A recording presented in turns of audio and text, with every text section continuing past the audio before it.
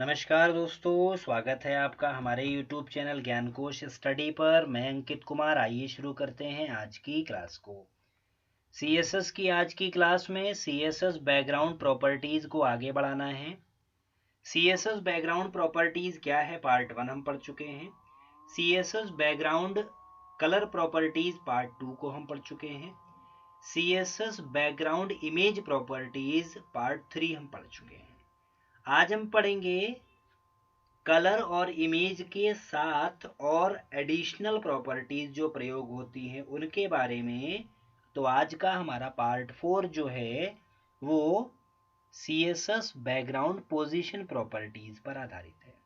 जी हाँ, position property जो है बैकग्राउंड में लगने वाली इमेज की पोजीशन को सेट करने के लिए होती है। बाय डिफ़ॉल्ट क्या होता है, अगर हम बैकग्राउंड में इमेज लगाते हैं तो बैकग्राउंड में इमेज जो है वो टॉप पर और लेफ्ट कॉर्नर पर कोने में आ जाती है।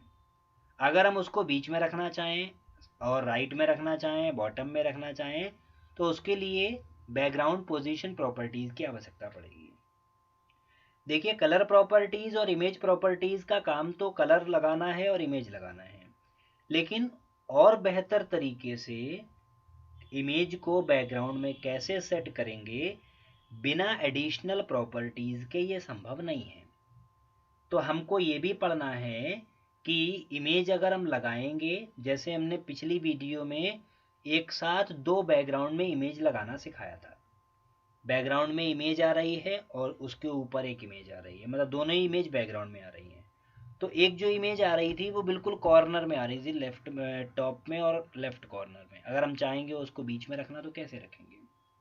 तो उसके लिए कोई दूसरी प्रॉपर्टीज तो चाहिए ना। तो पोजीशन प्रॉपर्टीज जो है वो उसकी पोजीशन काम उसी के साथ करेगी, इमेज प्रॉपर्टीज के साथ में काम करेगी, या कलर प्रॉपर्टीज के साथ में काम करेगी एडिशनल प्रॉपर्टी। तो यहाँ पर बैकग्राउंड पोजीशन प्रॉपर्टी जो है वो बैकग्राउंड इमेज प्रॉपर्टी के साथ में काम करती है उसकी पोजीशन सेट करने के लिए। आइए देखते हैं कैसे। यहाँ पर आप जब पोजीशन प्रॉपर्टी का प्रयोग करेंगे तो पोजीशन कहाँ रखनी है, टॉप में, लेफ्ट पे, या लेफ्ट में सेंटर पे, जहाँ पर भी आपको रखनी है। और अगर आप ये स्पेसिफिक साइज नहीं देना चाहते हैं तो एक्स और वाई, वर्टिकल और हॉरिजेंटल, इस परसेंटेज में दे सकते हैं। जैसे आपको यहाँ पर 100%, 100% देना है, या बाई डिफ़ॉल्ट तो 0% होता है। बाकी आप डिफाइन कर सकते हैं, एक का 100%, एक का 50%, या एक का 50% दूसरे का 100%, इस तरीके से। एक्स और वाई हॉरिजॉन्टल और वर्टिकल पोजीशन को दर्शाता है। उसके बाद इनिशियल है, प्रॉपर्टीज जो है डिफ़ॉल्ट वैल्यू पर सेट करता है। इनहेरिट प्रॉपर्टीज है, पेरेंट एलिमेंट से इनहेरिट करता है, मतलब जोड़ता है। तो यहाँ पर पोजीशन प्रॉपर्टी में हम इन वैल्यू के साथ में काम करेंगे। आइए एग्जाम्पल के साथ समझते हैं। पहला एग्जाम्पल है, जिस पहले एग्जाम्पल में हमने क्या किया, बॉडी में दिया है बैकग्राउंड इमेज URL, एक इमेज लगाई है बैकग्राउंड में, और बैकग्राउंड रिपीट में दिया नो रिपीट, मतलब वो पिक्चर रिपीट नहीं होगी। अटैचमेंट में हमने दे दिया फिक्स। हमने आपको बताया था कि अटैचमेंट जो है वो पिक्चर को स्क्रॉल करने के लिए या फिक्स रखने के लिए, तो पिक्चर को हमें स्क्रॉल नहीं करना, फिक्स रखना, तो हमने फिक्स दे दिया।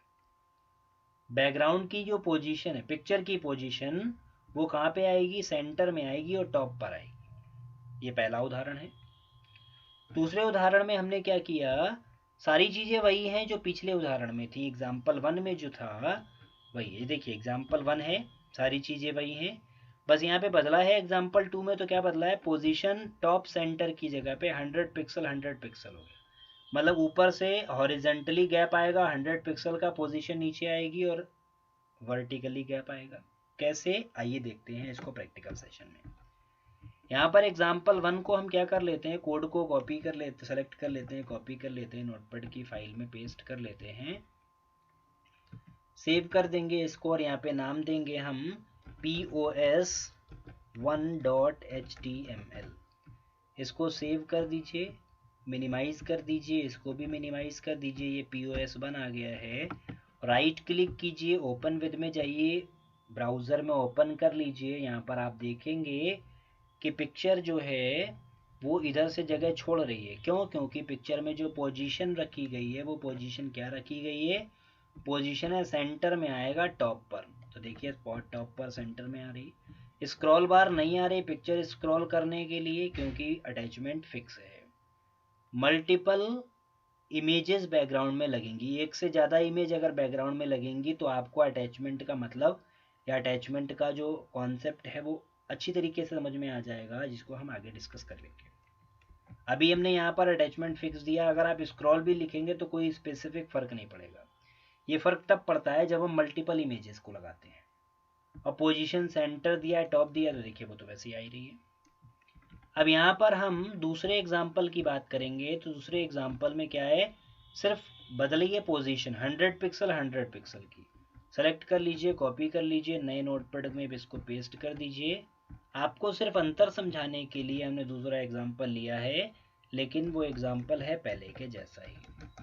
हम यहाँ पे इसको भी सेव कर देंगे POS2 को, और यहाँ पे इसको मिनिमाइज कर लेंगे, इसको बंद कर देंगे। आप देखिए ये POS2 है, इस POS2 में देखिए ऊपर से भी गैप आएगा, लेफ्ट से भी गैप आएगा। ये देखिए ऊपर से भी गैप आ रहा है।